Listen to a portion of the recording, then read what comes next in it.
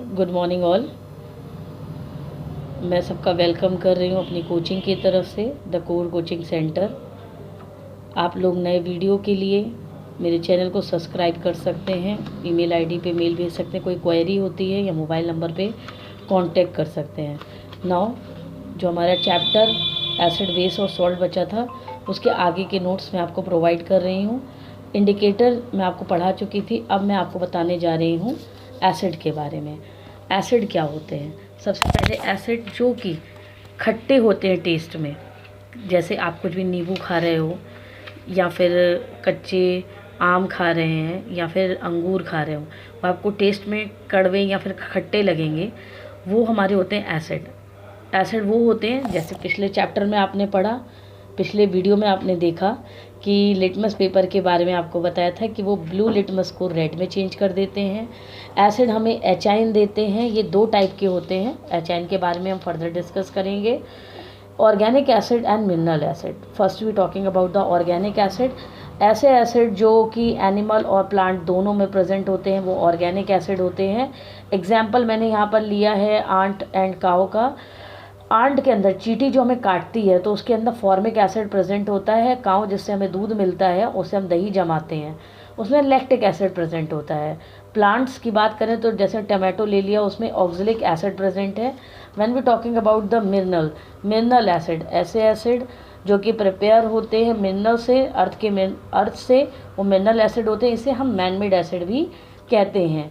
Example के लिए हम लोग लेते हैं HCl है, hydrochloric acid, sulphuric acid, nitric acid. इनके केमिकल फॉर्मूलाज हैं HCl, H2SO4 एंड HNO3। यहाँ पर मैं आपको बताऊंगी या दिखा रही हूँ कि कैसे, जो मैंने एक टॉपिक कहा था कि कैसे एचाइन मिलते हैं। मैंने यहाँ पे 3 तरह के एसिड लिए हैं। ये स्ट्रॉन्ग एसिड भी कहे जाते हैं, ऐसे भी बताएंगे किस तरह से स्ट्रॉन्ग एसिड है।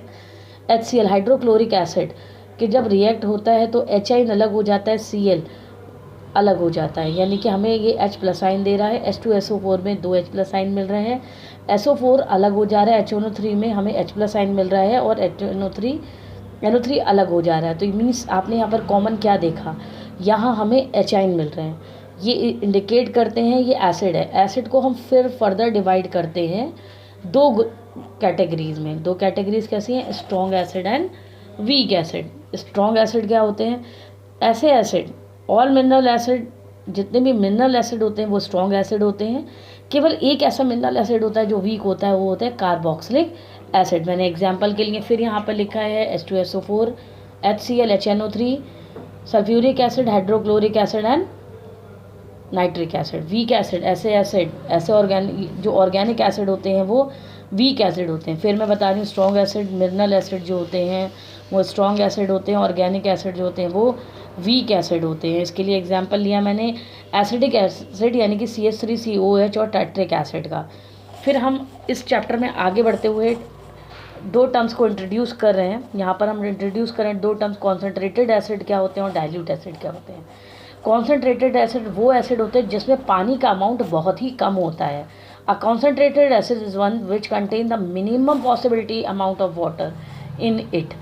एंड डाइल्यूट एसिड जिसमें पानी का अमाउंट बहुत ज़्यादा होता है, वो डाइल्यूट एसिड है। सपोज़ आपके घर आप और आपके फ्रेंड हैं, आपने अपने लिए रसना बनाया और आप पता चला आपके 2 फ्रेंड और आ गए और आपको आलस आ गया, आपने कहा मैं क्या करूं, तो आपने उसमें 2 गिलास पानी और डाल दिया। मीन्स जो टेस्ट आपको पहले आ रहा था वो अब टेस्ट इसमें नहीं आएगा।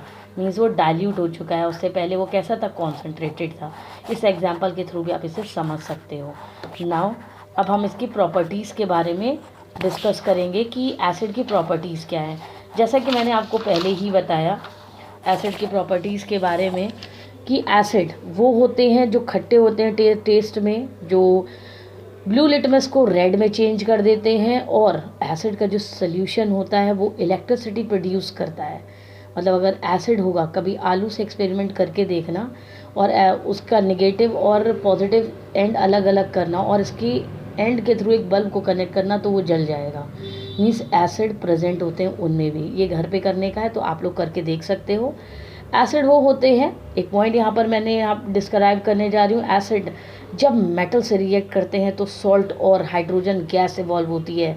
मैंने यहाँ पर एक एग्जाम्पल लिया है, जब जिंक के ग्रेनुअल का हम लोग जिंक के ग्रेनुअल को रिएक्ट कराते हैं सल्फ्यूरिक एसिड के साथ या फिर H2SO4 या HCl के साथ, तो वो हमें क्या देता है, जिंक सल्फेट मीन्स सॉल्ट देता है और हाइड्रोजन गैस उसमें से निकल जाती है। एक एग्जाम्पल जो सभी के बुक में बना होगा, कैसा मतलब क्या साउंड, कैसे हमें पता लगे हाइड्रोजन गैस इसमें से इवॉल्व हो रही है।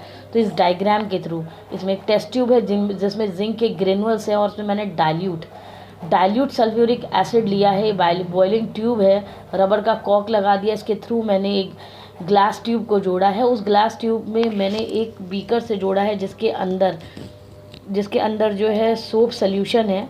अब जब ये जिंक के ग्रेनुअल एसिड में जाते हैं तो इसमें से कुछ गैस डिलीवर होती है और जब वो गैस उस सोप सॉल्यूशन में जाती है तो बबल्स आने लगते हैं।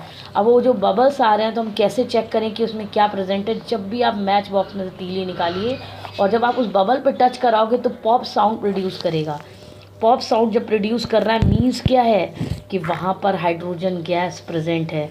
ये इसकी एक प्रॉपर्टी अभी एसिड की। अभी ऐसी बहुत सारी एसिड की प्रॉपर्टीज़ आपको लिखना बाकी है जो कि मैं आपको नेक्स्ट वीडियो में आपसे कंसर्न करूँगी उन सारी प्रॉपर्टीज़ के बारे में।